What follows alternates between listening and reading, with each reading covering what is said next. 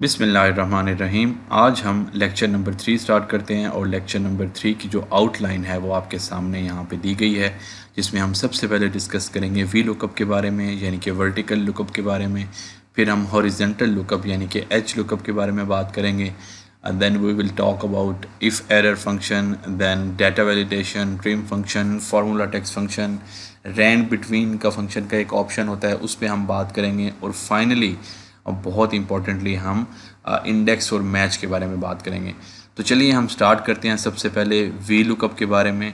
V lookup Microsoft Excel के उन चंद बहुत इंपॉर्टेंट फंक्शन में से है जिस पे ग्रिप करना आप लोगों के लिए बहुत ज़्यादा ज़रूरी है, क्योंकि ये फंक्शन जो है वो बहुत फ्रीक्वेंटली यूज़ होता है कोई भी वैल्यू लुकअप करने के लिए। सपोज़ करें कि आपके पास डाटा रेंज है और उसमें 500-600 के करीब जो है वो स्टूडेंट्स हैं और आपको उसमें से सिर्फ जो है वो 5-7 स्टूडेंट का डाटा वहाँ से लुकअप करना है। तो आप कैसे लुकअप करेंगे? अब एक तरीकाकार तो ये है कि मैं, अगर मेरे पास ये हेडिंग्स दी गई हैं तो मैं इस पर फ़िल्टर ऐड कर लूँ। फ़िल्टर कैसे ऐड करूँगा? यहाँ से मैं सॉर्ट एंड फ़िल्टर पे जाऊँगा और यहाँ से मैं फ़िल्टर पे क्लिक कर दूँगा। अब आप देख सकते हैं यहाँ से मैं फ़िल्टर ओपन करूँगा तो मेरे पास जो नंबर ऑफ़ स्टूडेंट्स हैं वो आ गए हैं। और लेट्स सपोज़ कि मुझे जाफ़र के मार्क्स अगर मालूम करने हैं तो मैं सेलेक्ट ऑल को अनचेक करूँगा और सिर्फ मैं जाफ़र को चेक करूँगा और उसके बाद यहाँ पे ओके कर दूँगा। तो मेरे पास यहाँ पे जाफ़र के तमाम सब्जेक्ट के जो मार्क्स हैं वो आ जाएंगे। लेकिन आपको मालूम है कि अगर आपके पास 10 से 12 इस तरह के स्टूडेंट्स हों तो आपके लिए बहुत ज़्यादा फ्रस्ट्रेटिंग हो जाता है कि आप इंडिविजुअली एक एक स्टूडेंट पे जाके उसको फ़िल्टर करें और फिर उसके बाद यहाँ से उसकी वैल्यू जो है वो मैनुअली आप अलग से अपने पास कॉपी पेस्ट करें और फिर दोबारा दूसरे स्टूडेंट पे जाएं, उसको फ़िल्टर करें और उसका डाटा कॉपी पेस्ट करें। तो हम क्या करते हैं, यहाँ से मैं फ़िल्टर ओपन करूँगा और यहाँ से क्लियर फ़िल्टर फ्रॉम नेम कर देता हूँ। तो चलिए अब मैं वी लुकअप के फार्मूले के थ्रू जाफ़र के नंबर यहाँ पे लुकअप करता हूँ और देखता हूँ मेरा फार्मूला जो है वो कैसे काम करता है। मैं यहाँ से जाफ़र लिख देता हूँ और यहाँ से ऊपर मैं सब्जेक्ट का नाम लिख देता हूँ जिसके मार्क्स मुझे यहाँ पे चाहिए। अब मैं वी लुकअप का फार्मूला स्टार्ट करता हूँ तो मैं यहाँ पे इज़ इक्वल टू लगाता हूँ, वी लुकअप लगाता हूँ। तो यहाँ पे आप देख सकते हैं मेरे पास एक सिंटैक्स जो है वो ओपन हो चुका है, या आप फार्मूला बार के साथ यहाँ पे आपको इंसर्ट फंक्शन का ऑप्शन नज़र आ रहा है। आप यहाँ पे भी क्लिक करेंगे तो आपके सामने जो वी लुकअप का जो आर्गूमेंट है फंक्शन का, वो आर्गूमेंट के सारे ऑप्शन आपके पास ओपन हो जाएंगे। फंक्शन आर्गूमेंट में यहाँ पे मेरे पास सबसे पहला जो आर्गूमेंट है वो लुकअप वैल्यू के बारे में है, दूसरा मेरे पास टेबल अरे के बारे में है, तीसरा मेरे पास कॉलम इंडेक्स नंबर के बारे में है और चौथा मेरे पास रेंज लुकअप के बारे में है। जो लुकअप वैल्यू है वो बेसिकली वो वैल्यू होती है जिसको आप लुकअप करना चाहते हैं। जैसे अगर मैं इस एग्जांपल का हवाला दूं तो इसमें मैं जाफ़र की वैल्यू को मतलब उसके जो मार्क्स को मैं लुकअप करना चाह रहा हूँ, तो मेरे लिए जो लुकअप वैल्यू होगी वो मेरी जाफ़र होगी। और लुकअप वैल्यू में मैं जाफ़र के सेल को सिलेक्ट कर लेता हूँ रादर कि मैं मैनुअली जाफ़र का नाम लिखूँ। उसके बाद मेरे पास टेबल अरे आ जाती है। टेबल अरे बेसिकली वो पूरा टेबल होता है जिसके अंदर जाफ़र के मार्क्स अवेलेबल होंगे। तो मेरे पास इस वक्त जो पूरा टेबल है वो ये वाला पूरा टेबल है जिसमें नेम्स भी आ रहे हैं और उसके बाद तमाम सब्जेक्ट के जो हैं वो मार्क्स भी आ रहे हैं। तो यहाँ पे मैंने टेबल अरे में जो है जाके टेबल सेलेक्ट कर लेना है और लुकअप वैल्यू में मैंने जाफ़र को सिलेक्ट कर लेना है। उसके बाद आप देखेंगे कि यहाँ पे फंक्शन आर्गूमेंट में जैसे ही आपने लुकअप वैल्यू B12 सेल का रेफरेंस दिया तो यहाँ राइट साइड पे उसका जो सोल्यूशन है वो आ चुका है जो कि जाफ़र का है। इसका मतलब है माइक्रोसॉफ्ट एक्सेल ने हमें बताया है कि आपने जो मुझे सेल का रेफरेंस दिया है उसके अंदर जो टेक्स्ट है वो जाफ़र का है। इसी तरह से टेबल अरे मैंने A2 से A8 दिया तो आपने राइट साइड पे देखा कि एक्सेल ने उस टेबल के अंदर तमाम हेडिंग को बता दिया कि सबसे पहला जो यहाँ पे हेडिंग है वो नेम का है, फिर मैथ है, फिर उर्दू है, फिज़िक्स है, इंग्लिश है। अच्छा, कॉलम इंडेक्स नंबर जो है वो हम डिस्कस कर लेते हैं कि वो क्या होते हैं।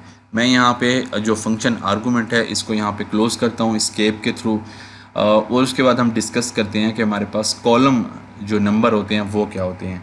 मैं यहाँ पे एक रो जो है इंसर्ट करने लगा हूँ कंट्रोल प्लस की शॉर्ट की से, या यहाँ से आप राइट क्लिक करके इंसर्ट करेंगे तो भी आपके पास कॉलम इंसर्ट हो जाएगा। जो कॉलम नंबर होता है वो कॉलम नंबर हमेशा वहाँ से आपने काउंट करना स्टार्ट करना है जहाँ से आपका टेबल स्टार्ट हो रहा है। इस केस के अंदर मेरे पास ये टेबल स्टार्ट हो रहा है यानी कि कॉलम नंबर B से। तो इसका मतलब है कि मेरा जो पहला कॉलम होगा वो B कॉलम होगा। तो यहाँ पे मैं ऊपर 1 लिख देता हूँ, और उसके बाद ऑनवर्ड मेरे पास 1 2 3 4 ये मेरे पास कॉलम नंबर आ जाएंगे। और यहाँ से मैं इंसर्ट फंक्शन पे जाता हूँ ताकि मेरे आर्गूमेंट ओपन हो जाएं। लुकअप वैल्यू में मैं क्या करूँगा, लुकअप वैल्यू में मैं यहाँ पे जाफ़र सेलेक्ट कर लूँगा। टेबल अरे में मैं क्या करूँगा, पूरा टेबल सेलेक्ट कर लूँगा। और कॉलम इंडेक्स नंबर में अब मुझे आपने यहाँ से देख के बताना है कि मुझे मैथ के नंबर जो है वो कैलकुलेट करने हैं। तो इस केस में मैथ जो है वो किस कॉलम में है, मैथ का कॉलम नंबर क्या है 2। तो यहाँ पे मैं जैसे ही 2 लगाऊंगा तो आप देखेंगे यहाँ पे मेरे पास जो रिज़ल्ट है 70 मार्क्स का वो यहाँ पे आ चुका है। तो जो रेंज लुकअप है आप देखेंगे कि वो बोल्ड नहीं है, इसका मतलब है कि वो ऑप्शनल है। अगर आपने रेंज भी देखनी हो तो आप देख सकते हैं, लेकिन इस केस में मेरे पास चूँकि तमाम वैल्यूज़ अवेलेबल हैं तो मैं यहाँ पे इसको एग्जैक्ट मैच के लिए 0 कर देता हूँ और उसके बाद इसको ओके करूँगा। तो आप देखेंगे मेरे पास जाफ़र के जो मार्क्स हैं मैथ के अंदर 70 वो यहाँ पे लुकअप होके आ गए हैं। तो वर्टिकल और हॉरिजेंटल में क्या फ़र्क होता है, वर्टिकली जो लुकअप हम करते हैं वो हम ये करते हैं कि ये हमारी जो डायरेक्शन है ये वर्टिकल होती है और ये वाली जो डायरेक्शन होती है ये हॉरिजेंटल होती है।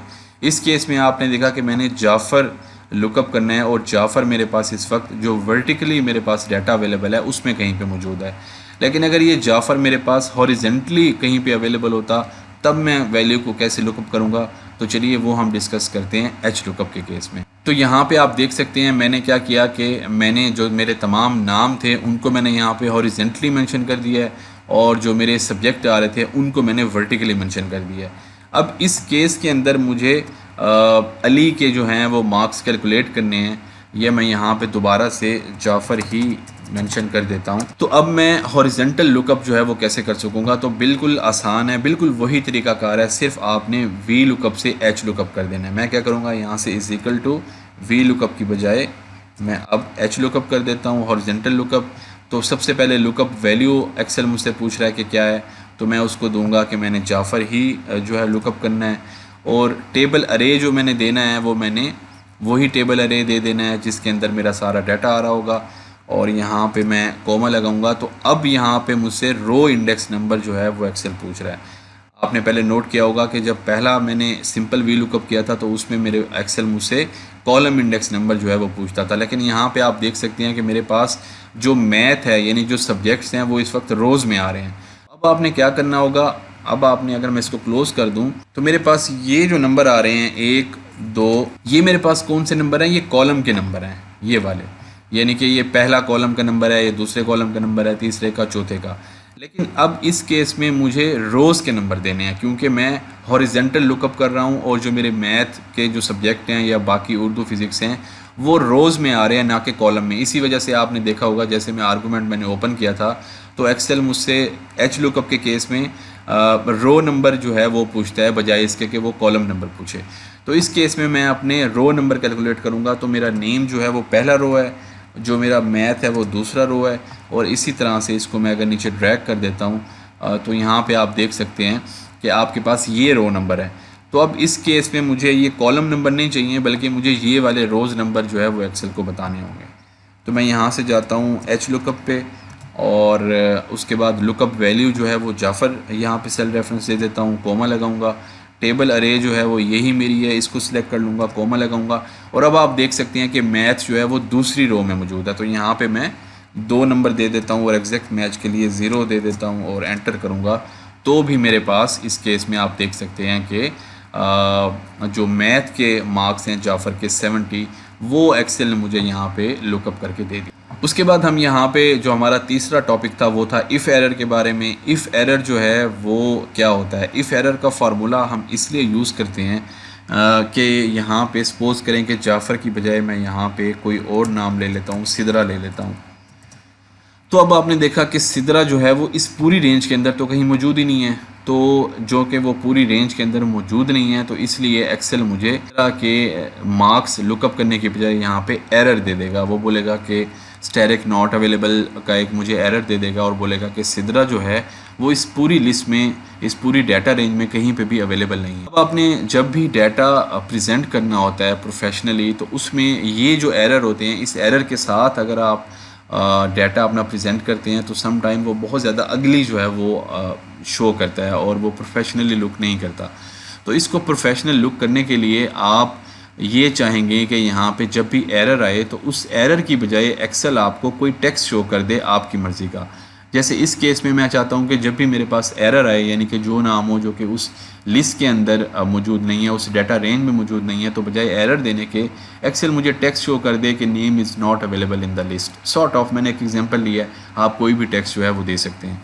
तो इसको यहाँ पे पुट करने के लिए मैं क्या करता हूँ, मैं इफ़ एरर का एक फार्मूला है जो कि मैं वी लुकअप से पहले अप्लाई कर दूंगा। अब आपने देखा यहाँ पे जो सिंटेक्स ओपन हुआ है, अगर मैं यहाँ से भी इसको ओपन कर दूँ तो सबसे पहला जो आर्गूमेंट है वो मेरे पास क्या है, वैल्यू का। उसके बाद मेरे पास यहाँ पे दूसरा ऑप्शन है वैल्यू इफ़ एरर का। वैल्यू का मतलब है कि एक्सेल मुझसे पूछ रहा है कि आप वैल्यू जो है वो क्या चाहते हैं। मैं वैल्यू चाहता हूँ, लुकअप वैल्यू चाहता हूँ, और लुकअप वैल्यू कैसे आएगी, वो आएगी वी लुकअप के फंक्शन से। तो मुझे वैल्यू यहाँ पे लाने के लिए पहले वी लुकअप का फार्मूला लगाना पड़ेगा, ताकि वी लुकअप के फार्मूले के थ्रू इनडायरेक्टली मेरे पास यहाँ पे वैल्यू शो हो जाए। तो मैं क्या करता हूँ, यहाँ से इसको क्लोज़ करता हूँ और यहाँ पे अगेन इफ़ एरर, और अब मैं यहाँ पे वी लुकअप का फार्मूला यूज़ करता हूँ ताकि मेरे पास वैल्यू आ जाए। और फिर उसी तरह से मैं सिंपल क्या करता हूँ, सिद्रा को सिलेक्ट करता हूँ, कोमा लगाऊंगा, और ये पूरा जो मेरा टेबल है इसको सिलेक्ट करूँगा, कोमा लगाऊंगा, और मैथ के सब्जेक्ट के लिए 2 कॉलम नंबर लगाऊंगा, एग्जैक्ट मैच के लिए यहाँ पे मैं 0 लगा देता हूँ, और ये आर्गूमेंट क्लोज़ कर देता हूँ। अब आपने देखा जैसे ही मैंने ब्रैकेट क्लोज़ की तो अब मैं दोबारा इफ़ एरर पे आ चुका हूँ, और मेरे पास ये इस वक्त वैल्यू का जो सिंटेक्स है वो बोल्ड में है। तो जैसे ही मैं कोमा लगाऊंगा तो जो वैल्यू इफ़ एरर का सिंटेक्स है वो बोल्ड हो चुका है। इसका मतलब है एक्सेल मुझसे पूछ रहा है कि अगर आपकी वैल्यू इफ़ एरर आ जाए, यानी कि उसमें जो एरर आ जाए आपके फार्मूले के रिज़ल्ट में, तो मैं क्या शो करूं। तो मैं अगेन, जैसे आपको पता है कि हमेशा टेक्स्ट आपने इन्वर्टेड कोमा में लिखना होता है, तो मैं यहाँ पे जाके इन्वर्टेड कोमा में लिखता हूँ कि name is not available. Inverted coma close कर देता हूँ और ब्रैकेट क्लोज़ कर देता हूँ, एंटर करता हूँ, तो आपने देखा अब की बार मेरे पास एरर की बजाय नेम इज़ नॉट अवेलेबल का टेक्स्ट आ चुका है। अब यहाँ पे अगर मैं जाफ़र लिख देता हूँ और एंटर करता हूँ तो मेरे पास मार्क्स आ जाएंगे, और अगर यहाँ पे मैं कोई भी XYZ लिखता हूँ तो मेरे पास नेम इज़ नॉट अवेलेबल आ जाएगा। नेक्स्ट जो है वो हमारे पास डाटा वैलिडेशन का ऑप्शन है, जो कि बहुत ही हैंडी जो है वो ऑप्शन है। वो कैसा ऑप्शन है आप यहाँ पे देख सकते हैं। अगर मैं यहाँ पे इसको जाफ़र कर देता हूँ, तो अब अगर मुझे इस लिस्ट के अंदर जाफ़र के अलावा किसी और के मार्क्स देखने हो तो मुझे क्या करना पड़ेगा, मुझे यहाँ पे बार बार मैनुअली वो नाम जो है वो यहाँ पे लिखना पड़ेगा, तो मेरे पास उसके मार्क्स अपडेट हो जाएंगे। और यहाँ पे मैं अगर दोबारा कासिम लिखता हूँ और कासिम में जल्दी में मैं कासिम के स्पेलिंग मिस्टेक कर देता हूँ, तो मेरे पास नेम इज़ नॉट अवेलेबल आ जाएगा। हालांकि कासिम अवेलेबल है, सिर्फ मैंने क्या किया कि जल्दी में मैंने मिस्टेक कर दी स्पेलिंग में, लेकिन चूँकि वो एग्जैक्ट स्पेलिंग उस रेंज में अवेलेबल नहीं है तो एक्सेल जो है उसको लुकअप नहीं कर पाएगा। तो इस केस में इस किस्म की इशू से, एरर से बचने के लिए मैं क्या करता हूँ, मैं इसमें डाटा वैलिडेशन ऐड कर देता हूँ। डाटा वैलिडेशन क्या काम करता है, मैं यहाँ से डाटा पे जाता हूँ और यहाँ से मैं डाटा वैलिडेशन पे जाऊँगा, और यहाँ पे आप देख सकते हैं मेरे पास बहुत सारे ऑप्शन आ चुके हैं। जो सबसे पहला ऑप्शन है अलाउ का, इसमें मैं क्या करता हूँ, इसको ओपन करता हूँ और यहाँ पे मैं लिस्ट सेलेक्ट कर लेता हूँ और एक्सेल को बोलता हूँ कि आपने मुझे मेरे जितने भी नेम्स आ रहे हैं उनकी लिस्ट प्रोवाइड कर देनी है, और मैं उस लिस्ट में से जो भी सिलेक्ट करूँ मेरी वैल्यू जो है उसके हिसाब से लुकअप हो जाए। तो मैं यहाँ पे लिस्ट जो है वो सिलेक्ट कर लेता हूँ और सोर्स में जाके उसको बताता हूँ कि जो इस लिस्ट का सोर्स है वो ये वाले नाम है जो कि इस रेंज में आ रहे हैं, और सिंपली इसको ओके कर देता हूँ। तो यहाँ से आप देख सकते हैं कि मेरे पास जो मेरा सेल C12 है उसमें एक छोटा सा यहाँ पे फ़िल्टर यहाँ पे आ चुका है। फ़िल्टर ओपन करूँगा तो अब आप देख सकते हैं मेरे पास जो नेम्स थे 6-7 नाम वो यहाँ आ चुके हैं, और अब मुझे मैनुअली नाम लिखने की बजाय जस्ट वहाँ से मैं जो नाम है वो सिलेक्ट करूँगा, और मेरे पास जो मैथ के जो वैल्यू है वो यहाँ पे लुकअप हो जाएगी। उसके बाद हम डिस्कस करते हैं कि ट्रिम का फंक्शन जो है वो एक और हैंडी फंक्शन है। ट्रिम के फंक्शन में क्या होता है कि लेट्स सपोज ये कामरान यहाँ पे मेरे पास लिखा है, तो अगर मैं यहाँ पे डाटा वैलिडेशन में जाके इसको रिमूव कर देता हूँ, क्लियर ऑल कर देता हूँ, ओके कर देता हूँ, तो अब मैं क्या करता हूँ कि यहाँ पे अगर कामरान पे मैं डबल क्लिक करके एक स्पेस ऐड कर देता हूँ, तो आप देखेंगे अभी भी मेरे पास एरर आ चुका है। हालांकि कामरान वही स्पेलिंग यहाँ पे हैं जो कि यहाँ पे हैं, लेकिन एक करैक्टर जो है वो यहाँ पे बढ़ चुका है, और अब की बार यहाँ पे 6 की बजाय 7 करैक्टर हो चुके हैं मेरे C12 में। तो वो जो स्पेस वाला करैक्टर है वो चूँकि मेरी इस नेम वाली लिस्ट में कहीं मौजूद नहीं है, इसलिए एक्सेल को लगाया कि मैंने कुछ और डाटा लिख दिया है और चूँकि वो अवेलेबल नहीं है तो इसलिए यहाँ पे मुझे नेम इज़ नॉट अवेलेबल का यहाँ पे एक्सेल एरर दे रहा है। तो अगर आपके पास इस तरह का डाटा हो जिसमें आपकी स्पेसिस कुछ अवेलेबल हो, जैसे समटाइम क्या होता है कि अगर आप गूगल फॉर्म यूज़ कर रहे हैं और वहाँ से आपने डाटा एक्सट्रैक्ट किया है, तो बहुत सारे लोग जो है वो गूगल फॉर्म भरते वक्त स्पेस का ख्याल नहीं रखते या एक्स्ट्रा स्पेस लगा देते हैं। उसकी वजह से आपके जब उस पर कुछ लुकअप करते हैं या फार्मूला लगाते हैं तो उसकी वजह से आपका फार्मूला जो है वो सही कैलकुलेट नहीं हो पाता। तो इस तरह के एरर को आप कैसे रिमूव करेंगे? आपको ट्रिम का फंक्शन यूज़ करना पड़ेगा। ट्रिम क्या काम करता है? वो आपकी उस सेल को ट्रिम कर देता है, यानी कि उसके जितने भी एक्स्ट्रा स्पेसेस हैं उसको रिमूव कर देता है। तो मैं क्या करता हूँ कि अब इस केस में आपने देखा कि मुझे जो मेरा C12 सेल है इसको ट्रिम करना है, तो मैं सिंपल क्या करूँगा कि C12 सेल से पहले जाके ट्रिम का ऑप्शन जो है ना यहाँ पे यूज़ कर लूँगा। तो मैं C12 से पहले गया और मैंने ट्रिम का ऑप्शन यूज़ किया, ब्रैकेट ओपन की और C12 की ब्रैकेट क्लोज़ कर दी। बस सिंपल मुझे यही करना है। अब मैंने एंटर किया तो आपने देखा कि कामरान के मार्क्स आ चुके हैं। नेक्स्ट मेरे पास जो ऑप्शन है वो भी अगेन बहुत हैंडी है। उसमें आप क्या करते हैं कि सम टाइम आपने अपना कुछ डाटा इस तरह से प्रेजेंट करना होता है जिसमें आप चाहते हैं कि उसका जो फार्मूला है जो आपने यूज़ किया है वो डिस्प्ले हो जाए और वो किसी भी देखने वाले को पता चले कि आपने यहाँ पे कौन सा फार्मूला यूज़ किया है। तो आप उसके लिए क्या करते हैं, आप यहाँ पे फार्मूला यूज़ करते हैं is equal to formula text. Formula text में यहाँ पे लगाऊंगा और इस वक्त मैंने जो E12 है जहाँ पे मैंने फार्मूला लगाया है उसको मैं सिलेक्ट कर लूँगा, ब्रैकेट क्लोज़ करूँगा। तो यहाँ पे मुझे एक्सेल बता देगा कि इस वक्त आपने C12 पे जो फार्मूला लगाया है वो ये वाला लगाया है। तो सपोज़ करें आप यहाँ पे फार्मूला अगर चेंज कर देते हैं, आप यहाँ पे सिंपल सम का फार्मूला अगर लगा देते हैं और यहाँ पे ये सिलेक्ट कर लेते हैं और ब्रैकेट क्लोज़ कर देते हैं, तो आपने देखा अब आपका जो फार्मूला है वो भी चेंज हो जाएगा। उसके बाद अक्सर लोग जो है वो स्टूडेंट मुझसे ये सवाल करते हैं कि हमने प्रैक्टिस करनी है, तो प्रैक्टिस के लिए हमारे पास कहाँ से जो है वो डाटा आएगा। सपोज़ करें कि मैंने यही जो रेंज है मेरी डाटा की, स्टूडेंट्स के मार्क्स की, अगर मैंने ये प्रैक्टिस करनी है डिफरेंट डाटा के हिसाब से, तो मैं कैसे प्रैक्टिस करूँगा? मैं क्या करता हूँ, इसको कॉपी करता हूँ और यहाँ पे इसको पेस्ट कर देता हूँ और ये जो नंबर हैं यहाँ से इनको डिलीट कर देता हूँ। तो अब अगर आपने यहाँ से नंबर लाने हों जिसमें आप प्रैक्टिस करना चाह रहे हैं डिफरेंट, तो आप कैसे करेंगे? आप सिंपल एक फार्मूला यूज़ करेंगे is equal to random between का एक फार्मूला होता है जिसकी शॉर्ट की है रैंड बिटवीन। तो आप यहाँ से रैंड बिटवीन को सिलेक्ट करेंगे और उसके बाद यहाँ से अगर मैं इंसर्ट फंक्शन को ओपन करूँ तो सबसे पहले आपने बॉटम की वैल्यू बतानी है कि आप किस रेंज में रैंडम नंबर चाह रहे हैं। लेट्स सपोज मैं चाहता हूँ कि 80 से 90 के दरमियान मेरे पास रैंडम नंबर जो है वो क्रिएट हो जाएं। तो बॉटम मेरी रेंज क्या होगी? 80 की। टॉप की क्या होगी? 90 की। और यहाँ से मैं ओके कर देता हूँ तो मेरे पास देखा आपने यहाँ पे 90 नंबर आ चुके हैं। मैं सिंपल इसको ड्रैग कर देता हूँ नीचे की तरफ और राइट साइड की तरफ, तो आपने देखा मेरे पास 80 से 90 नंबर के दरमियान रैंडम नंबर जो है एक्सेल ने जनरेट कर दिए हैं। अब मैं इनको कॉपी करता हूँ Ctrl+C और यहाँ पे पेस्ट में जाता हूँ और यहाँ से पेस्ट वैल्यू कर देता हूँ। तो अब आपने देखा मेरे पास रैंडम नंबर जो है वो जनरेट हो चुके हैं और इनके ऊपर मैं डिफरेंट जो फंक्शंस हैं वो अप्लाई करके अपनी प्रैक्टिस कर सकता हूँ।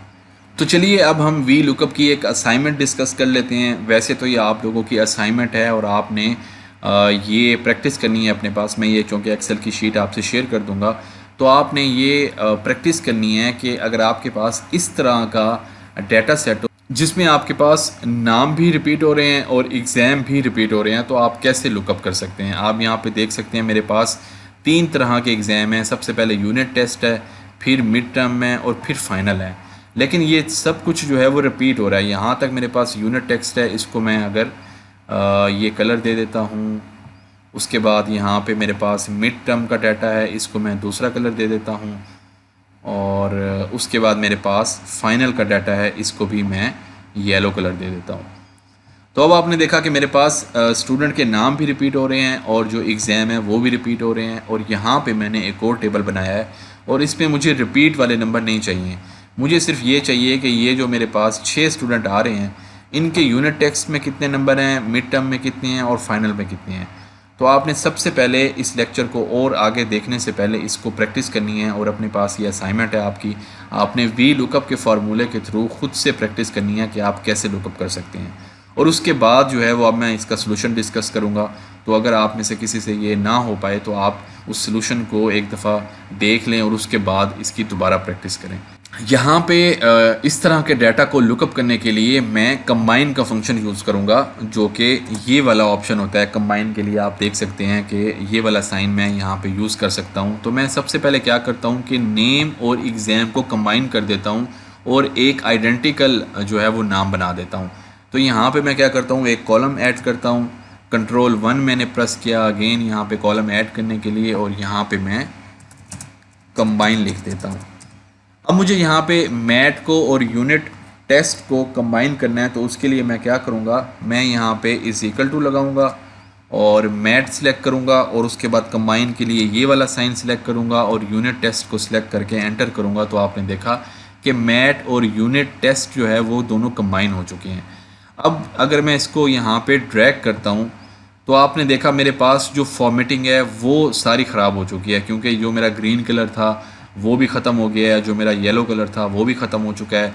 और अब मुझे दोबारा जो है यहाँ पे जाके इसको ग्रीन करना पड़ेगा, फिर इसको जाके सिलेक्ट करना पड़ेगा। और आपकी अगर डाटा रेंज ज़्यादा है तो फिर आपको जो है वो चीज़ परेशानी का बाइस बन सकती है। तो मैं क्या करता हूँ, इसको Ctrl+Z करता हूँ और अब की बार मैं चाहता हूँ कि मैं इसको ड्रैग तो कर दूँ लेकिन जो मेरी फॉर्मेटिंग है वो मेरी ख़राब ना हो। तो मैं अगेन आपके साथ एक और प्रो टिप शेयर करता हूँ। इस केस में आप क्या करेंगे, आप सबसे पहले ये पूरा जो रेंज है इसको सिलेक्ट कर लें जहाँ तक आपने ये वाला जो फार्मूला है इसको कॉपी करना है।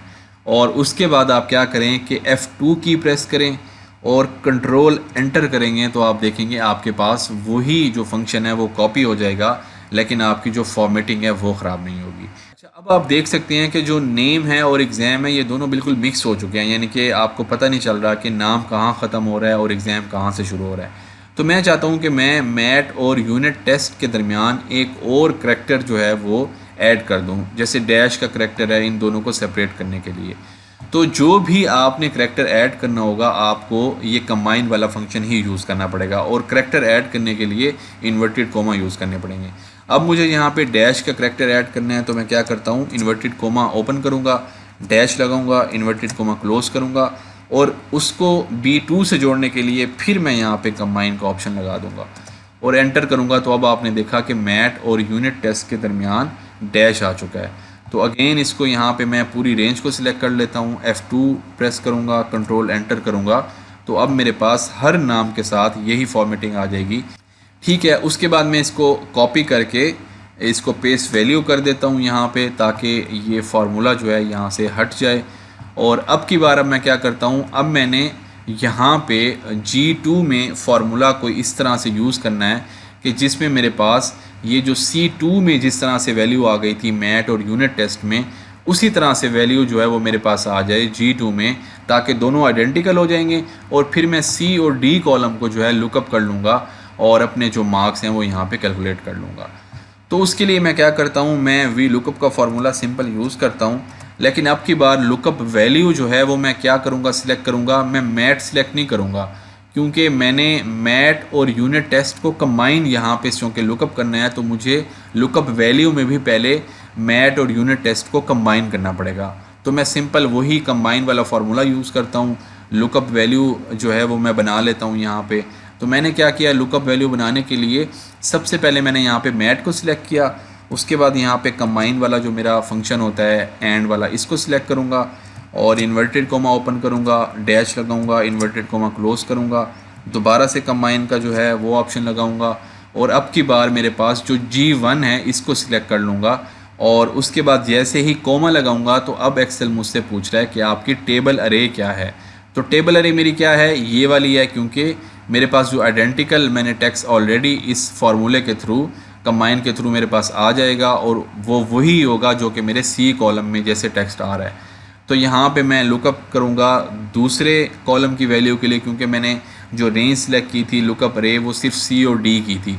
C कॉलम जो है वो पहला कॉलम होगा, D जो है वो दूसरा कॉलम होगा। तो यहाँ पे मैं 2 सिलेक्ट कर लेता हूँ, कोमा लगाऊँगा, 0 लगाऊँगा और यहाँ पे एंटर कर देता हूँ। तो आपने देखा कि मैट के यूनिट टेस्ट के अंदर 91 मार्क्स हैं जो कि यहाँ पे एक्सेल ने मुझे शो कर दिए हैं। अच्छा, अब यहाँ पे एक और इंटरेस्टिंग चीज़ जो है वो हम डिस्कस कर लेते हैं, जिसको हम बोलते हैं कि एब्सोल्यूट सेल रेफरेंस और रिलेटिव सेल रेफरेंस जो है वो क्या होता है, या जिसको हम उर्फ़ आम में कहते हैं कि सेल लॉक करना। आप सेल लॉक जो है वो क्यों करते हैं और कैसे करते हैं। अभी अगर मैं इसको नीचे ड्रैग करूँगा तो आप देखोगे मेरे पास ये एरर आ चुका है। क्यों?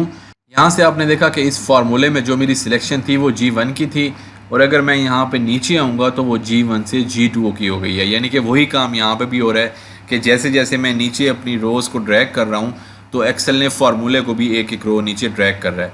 तो मैं चाहता हूँ कि मैं जो ये मेरा यूनिट टेस्ट है वो मेरा नीचे जो है वो ड्रैग ना हो। और इसी तरह जब मैं राइट साइड पे जाऊँगा, अगर मैं इसको 91 को राइट साइड पे लेके जाऊँगा तो भी आप देखोगे मेरे पास एरर आ जाएगा। क्योंकि क्या हो रहा है कि अब की बार जो सी और डी मेरा कॉलम था, एक तो वो भी मेरा ड्रैग हो रहा है, और उसके अलावा जो मैंने यहाँ पे मैट सेलेक्ट किया हुआ था एफ़ में, वो भी मेरा जो है वो ड्रैग हो रहा है। तो मैं इसको क्या करता हूँ, कंट्रोल Z करता हूँ, कंट्रोल Z करता हूँ, और अब मैं अपने सेल्स लॉक कर देता हूँ। लॉक करने के लिए आपको पहले कॉन्सेप्ट समझना पड़ेगा कि आप क्या लॉक करना चाह रहे हैं। आप कौन सा कॉलम लॉक करना चाह रहे हैं और कौन सी रो लॉक करना चाह रहे हैं। ज़रूरी नहीं है आप दोनों चीज़ें लॉक करना चाह रहे हो, जैसे इस केस में है। अब इस केस में आप अगर थोड़ा सा इसको गौर से देखेंगे, इस केस में मैं ये चाह रहा हूँ कि मेरा कॉलम F तो लॉक रहे। यानी कि अगर मैं इसको सिलेक्ट कर लूँ तो मैं चाहता हूँ कि कॉलम F तो लॉक रहे लेकिन रो नंबर लॉक ना रहे। जैसे मैं नीचे की तरफ ड्रैग करता जाऊँ तो F2 हो जाए, F3 हो जाए, F4 हो जाए। और तो इसके लिए मैं क्या करूँगा, मैं यहाँ पे इसको अगर F को लॉक कर देता हूँ, F से पहले डॉलर का साइन लगा देता हूँ, 2 से पहले डॉलर का साइन नहीं लगाता। इसी तरह से जो मेरी रेंज है C1 से D19, इसको भी मैं सिलेक्ट करके लॉक कर देता हूँ। F4 लगाऊंगा तो मेरे सब कुछ यहाँ पे पूरी रेंज लॉक हो जाएगी। उसके बाद यहाँ G1 पे आता हूँ और मैं ये चाह रहा हूँ कि अब की बार जो मेरी रो है वो तो लॉक हो जाए लेकिन कॉलम लॉक ना हो। क्योंकि मैंने राइट साइड की तरफ जाना है तो मैं चाहता हूँ G से H की तरफ आऊँ, H से I की तरफ आऊँ और फिर J की तरफ आऊँ, तो मेरा कॉलम लॉक ना हो जाए बल्कि जो रो है वो लॉक रहे। तो मैं यहाँ पे 1 से पहले जो है डॉलर का साइन लगा देता हूँ, एंटर कर देता हूँ। और अब अगर मैं यहाँ पे इसको नीचे ड्रैग करूँगा तो आप देखेंगे वैल्यू मेरे पास लुकअप आ गई है, और राइट साइड पे ड्रैग करूँगा तो मेरे पास यहाँ पे लुकअप वैल्यू आ जाएगी। तो चलिए अब हम बहुत ही एक और इम्पॉर्टेंट हमारे पास टॉपिक है इंडेक्स एंड मैच का, उसको हम डिस्कस कर लेते हैं डिटेल में कि इंडेक्स और मैच का फंक्शन जो है वो क्या होता है। इंडेक्स और मैच जो है वो एडवांस वर्जन है वी लुकअप का। क्योंकि वी लुकअप में जो है वो क्या इशू होता है, अब आपके जहन में ये सवाल आ सकता है कि जब वी लुकअप से मैं लुकअप कर सकता हूँ तो मुझे इंडेक्स मैच क्यों इस्तेमाल करने की ज़रूरत है। तो मैं यहाँ पे आपको एक एग्जांपल देता हूँ कि सपोज़ करें मेरे पास ये नेम जो हैं वो यहाँ पे आ रहे हैं। तो अब इस केस में मैं कैसे लुकअप करूँगा, क्योंकि आप जैसे पहले देख सकते हैं कि वी लुकअप के लिए हमेशा आपको लेफ़्ट से राइट जाना पड़ता है, आप राइट से लेफ़्ट नहीं जा सकते। लाइक अगर मैं यहाँ पे वी लुकअप का फार्मूला यूज़ करूँ और मैं अब लुकअप वैल्यू जो है वो मेरी अगर अली है, तो मैं यहाँ पे बाय डिफ़ॉल्ट वी लुकअप में मुझे अली के राइट साइड पे डाटा चाहिए, ताकि मैं एक्सेल को बताऊं कि अली को आपने अली के बाद आने वाले जितना भी डाटा है उसमें सर्च करना है। लेकिन इस केस में अगर अली के लेफ़्ट साइड पे डाटा आ रहा हो तो तब जो है वी लुकअप काम नहीं करेगा इस केस में। तो इसलिए जो है वो अब मुझे एक और फंक्शन चाहिए एडवांस वर्जन का, जिसको मैं यूज़ कर सकूं और मैं अपने डाटा को किसी भी डायरेक्शन में वो सर्च कर सकूं, राइट साइड पे, लेफ़्ट साइड पे, अपवर्ड, डाउनवर्ड, जिस तरह मुझे चाहिए मैं उसको सर्च कर सकूं। उसके लिए मुझे वी लुकअप की बजाय इंडेक्स और मैच फंक्शन जो है वो यूज़ करना पड़ेगा। इंडेक्स और मैच का फंक्शन जो है वो हम क्यों यूज़ करते हैं, क्योंकि जब हम वी लुकअप यूज़ करते हैं तो उसमें आपको पता है कि हम सिर्फ लेफ़्ट से राइट की तरफ का डाटा जो है वो लुकअप कर सकते हैं। यानी कि इस केस में आप देख सकते हैं कि मेरे पास जो नेम्स आ रहे हैं वो लेफ़्ट साइड पे हैं और उसका जो डाटा है वो राइट साइड पे है। तो हमेशा मैं लुकअप सिर्फ तब कर सकूँगा जब जो मेरी लुकअप वैल्यू होगी, यानी कि इस केस में जो मेरे नेम्स हैं वो मेरे जो तमाम डाटा है, ये जो मेरे नंबर हैं, इनके लेफ़्ट साइड पे हों, ताकि मैं लुकअप जब करने लगूँ तो मैं लेफ़्ट से राइट साइड की तरफ जाऊँ। इस तरह से मैंने अपना डाटा सेलेक्ट करना होगा। लेकिन व्हाट इफ़ कि मेरे पास अगर ये नेम्स जो हैं ये राइट साइड पे आ जाएं, यानी मेरा जो लुकअप अरे है वो लेफ़्ट साइड पे हो और मेरी लुकअप वैल्यू राइट साइड पे हो, तो इस केस में मैं वी लुकअप यूज़ नहीं कर पाऊँगा। उसके लिए मुझे जो है वो इंडेक्स और मैच यूज़ करना पड़ेगा। तो मैं यहाँ पे इंडेक्स के फार्मूले से फ़िलहाल आपको लुकअप करके बताता हूँ कि आप कैसे लुकअप कर सकते हो। तो मैंने यहाँ पे इंडेक्स लिख दिया और जो मेरी अरे है, अरे हमेशा वो पूरा टेबल होता है जिसके अंदर आपकी जो वैल्यूज़ हैं, लुकअप वैल्यूज़ वो आ रही होती हैं। तो मैंने क्या किया कि इस पूरे टेबल को यहाँ पे सिलेक्ट कर लिया और उसके बाद यहाँ कॉमा लगाया। अब एक्सेल मुझसे पूछ रहा है इस पूरी रेंज के अंदर आप जो लुकअप करना चाह रहे हो वो मुझे बताओ कि रो नंबर कौन सा है, कॉलम नंबर कौन सा है। मुझे यहाँ पे 7 के फ़िज़िक्स में मार्क्स अगर कैलकुलेट करने हैं तो सबसे पहले देखना पड़ेगा कि 7 का रो नंबर क्या है। उससे पहले मैं आपको बताता चलूँ कि जितने भी यहाँ पे नेम्स आ रहे हैं वो रोज़ में आ रहे हैं और जितने भी सब्जेक्ट हैं वो कॉलम में आ रहे हैं। तो 7 का रो नंबर आप यहाँ से देख सकते हैं, बल्कि मैं यहाँ पे ऐड ही कर देता हूँ आप लोगों की आसानी के लिए। यहाँ इंसर्ट करता हूँ, ये मेरा पहला रो नंबर है, ये दूसरा, तीसरा, चौथा, पाँचवा, छठा और सातवां। ठीक है, जो मैंने टेबल सिलेक्ट किया है उसके हिसाब से ये मेरे रो नंबर हैं और जो मेरे कॉलम नंबर हैं वो मेरे ये आ रहे हैं। ठीक है, तो अब यहाँ पे जो है मैं इंडेक्स का फार्मूला लगाता हूँ, इज़ इक्वल टू इंडेक्स। उसके बाद मैं अपना टेबल सिलेक्ट करता हूँ जो कि ये वाला है, कोमा लगाऊंगा और अब जो 7 है उसका रो नंबर क्या है, 5, तो यहाँ 5 लगाऊंगा और जो फिज़िक्स है उसका कॉलम नंबर क्या है, 4 लगाऊंगा, ब्रैकेट क्लोज करूंगा, एंटर करूंगा। तो आपने देखा कि 7 के फ़िज़िक्स में जो मार्क्स हैं वो एक्सेल ने मुझे दे दी कि 51 मार्क्स हैं। अच्छा, अब यहाँ पे ये उसी तरह से ये जैसे मैं वी लुकअप यूज़ करते थे तो फिर लुकअप और इसमें क्या फ़र्क हुआ। फ़र्क ये है कि यहाँ पे ये जो मैंने रो नंबर दिया है और कॉलम नंबर दिया है इसको मैं फार्मूला से भी कैलकुलेट कर सकता हूँ।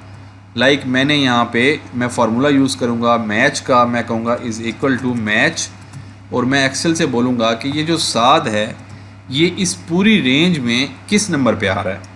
एग्जैक्ट मैच के लिए 0 लगाऊंगा तो एक्सेल ने कहा 5वें नंबर पे आ रहा है और मैंने यहाँ फार्मूले में भी 5 लिखा था। उसके बाद मैंने यहाँ पे कॉलम नंबर लिखना है तो मैं अगेन यहाँ मैच का फार्मूला लगाता हूँ और एक्सेल से पूछता हूँ कि फ़िज़िक्स जो है वो इस पूरी रेंज में किस नंबर पे आ रहा है। तो 4 नंबर पे आ रहा है तो यहाँ एग्जैक्ट मैच के लिए 0 लगाऊंगा, एंटर लगाऊंगा तो यहाँ पे 4 नंबर आ गया। इसका मतलब है कि जो इंडेक्स के फार्मूले में मैंने रो नंबर और कॉलम नंबर मैनुअली लगाए थे उसकी बजाय अगर मैं फार्मूले के थ्रू चलूँ और मैं मैच के फंक्शन से लगाऊँ तो मेरे ये जो नंबर हैं, रो नंबर और कॉलम नंबर, ये डायनामिक हो जाएंगे। यानी कि मैं जस्ट ऊपर से जाके सिलेक्ट करूँगा अपने सब्जेक्ट को और चेंज करूँगा तो मेरे पास लुकअप वैल्यू ऑटोमेटिकली आ जाएगी। तो मैं क्या करता हूँ, यहाँ पे इज़ इक्वल टू, अरे मेरे पास ये है, कोमा लगाऊंगा। अब रो नंबर के लिए मैच का फार्मूला लगाता हूँ। मैंने कहा मैच और मैच के लिए मैंने कहा कि 7 को देखो कि ये इस पूरी रेंज में कहाँ पे है। एग्जैक्ट मैच के लिए 0 लगा दिया, ये मेरे पास अब रो नंबर कंप्लीट हो गया। दोबारा कोमा लगाऊंगा। अब मुझे कॉलम नंबर मालूम करना है तो कॉलम नंबर के लिए अगेन मैच चूज़ करूँगा। लुकअप वैल्यू क्या है, फ़िज़िक्स, कोमा लगाऊंगा और एक्सेल से पूछूंगा कि अब मुझे ऊपर हेडिंग में बताओ कि फ़िज़िक्स किस नंबर पे है। 0 लगा दूंगा और ब्रैकेट अपनी क्लोज कर दूंगा, एंटर करूंगा तो आपने देखा अभी भी मेरे पास वही आंसर आ चुका है जो कि मेरे पास ऊपर वाले फार्मूले में आया था जब मैंने सिर्फ इंडेक्स यूज़ किया था।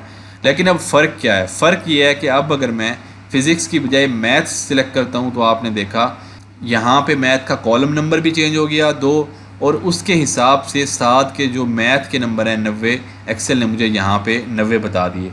लेकिन ऊपर वाले केस में वो 51 ही है। क्यों? क्योंकि मैंने वो जो 5 थे और 4 थे रो नंबर और कॉलम नंबर वो वहाँ पे फ़िक्स कर दिए थे। वो वहाँ पे जो है एक्सेल ने डायनामिकली फार्मूले से कैलकुलेट नहीं किए, जबकि यहाँ पे एक्सेल फार्मूले से कैलकुलेट करके देख रहा है कि अच्छा आपने अगर मैथ लगाया है तो मैथ इस पूरी रेंज में किस कॉलम नंबर पे है। वो कॉलम नंबर अब एक्सेल फार्मूले के थ्रू कैलकुलेट कर रहा है। तो अब अगर मैं सपोज करें कि इस नेम को उठा के जाता हूँ और इसको सबसे लास्ट में रख देता हूँ और उसके बाद मैं यहाँ से इसको कट करता हूँ Ctrl+X और इसको यहाँ पे पेस्ट कर देता हूँ। ठीक है, तो अब मैं यहाँ पे दोबारा से अपना फार्मूला लगा लेता हूँ, इज़ इक्वल टू इंडेक्स और जो मेरी अरे है वो मेरी कौन सी है, ये वाली, कोमा लगाऊंगा। रो नंबर के लिए मैच लगाऊंगा और देखूंगा कि जो 7 है कोमा लगाऊंगा और ये इस रेंज में कहाँ पे है।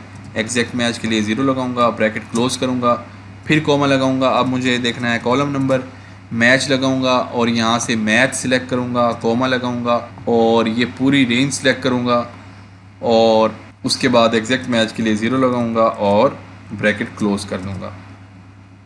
तो आपने देखा 7 के मैथ में कितने मार्क्स थे, 90 के। तो एक्सेल ने मुझे 90 बता दिया। और अगर मैं यहाँ पे 7 की बजाय अली सिलेक्ट कर लेता हूँ तो 98 हो जाएंगे। अगर मैं यहाँ मैथ की बजाय इंग्लिश सिलेक्ट करता हूँ तो अली के इंग्लिश में कितने मार्क्स हैं, 79। तो यहाँ पे मुझे 79 मिल गए। तो आपने देखा मैंने जो नेम वाला मेरा कॉलम था उसको मैं उठा के अपने डाटा के राइट साइड पे ले गया, लेकिन फिर भी जो मेरा फॉर्मूला है वो मुझे एक्यूरेटली जो है वो मुझे वैल्यू लुकअप करके दे रहा है।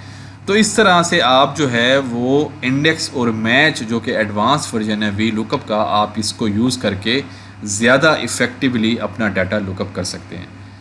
तो आज का जो हमारा लेक्चर था इसमें हमने वी लुकअप को डिस्कस किया, हमने एच लुकअप को डिस्कस किया, इफ़ एरर क्या होता है, डाटा वैलिडेशन क्या होता है, ट्रिम कैसे करते हैं, फार्मूला टेक्स्ट कैसे शो होता है और रैंडम बिटवीन नंबर आप कैसे ले सकते हो, और finally the last but not the least index और मैच को हमने बहुत डिटेल में कवर किया। तो आज का हमारा लेक्चर यहीं पे क्लोज़ होता है। इंशाल्लाह आपसे मुलाकात होगी नेक्स्ट लेक्चर में। तब तक के लिए अल्लाह हाफिज़।